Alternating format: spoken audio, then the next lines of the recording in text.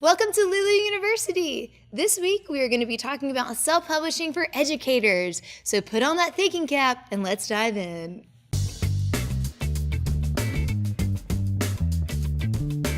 So self-publishing is a really great option for educators because of the low cost of doing it, and with print-on-demand technology, educators and teachers only have to buy the copies they need when they need them.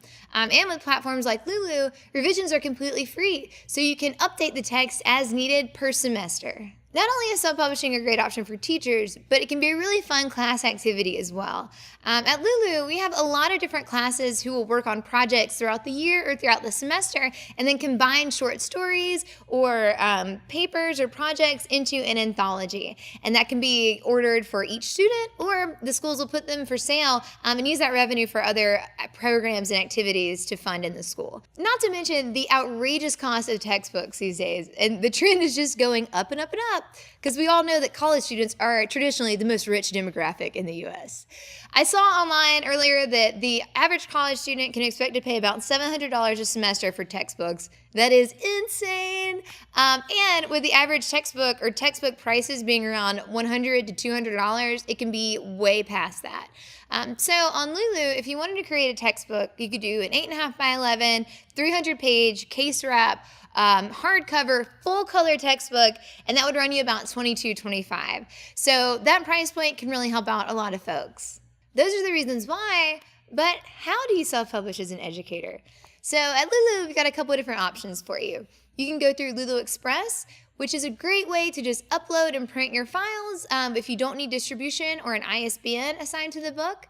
Or you can go through lulu.com, where you can assign an ISBN and choose distribution levels for the book if you wanted to sell it on Amazon or Barnes & Noble or Ingram. On lulu.com, you can sell your textbook through our bookstore and raise revenue that way. And the creator keeps 80% of the revenue and Lulu gets 20%. For ebooks, it's 90-10. With lulu.com, there are 3 levels of access that educators can take advantage of. So we start with general access. So that means anyone who comes to the Lulu bookstore can buy the book. So this can be great if you have a large class and you want to send them to it, or if you have just a large audience that you're creating the book for, then that can be a great option. We also have direct access, which means that you get a unique URL for the project, and you can share that with your students or staff or whoever needs the book. They're the only ones that have access to it when you give them that URL. Our final level of access is private access, and this means that only the creator or the account holder has access to the book. So this can be really nice if you have books that maybe are from older versions or an other semester, or if you are switching subjects or focusing on a different project, then you can put those in private access, and then no one can access them except the creator. That's why and how. So what will you self-publish as an educator? Well, obviously textbooks. That's a classic example of educator content.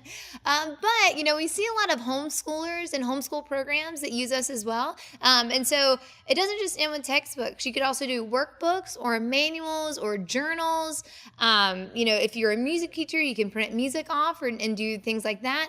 You can also do anthologies, as I mentioned, for class projects, or, photo books of class activities, or even calendars can be a great way for you to not only create content for your students, but also create some of that passive revenue that we talk about. So putting a calendar up and making that available to parents or faculty is a great way to raise a little bit of money and get some funding for school as well.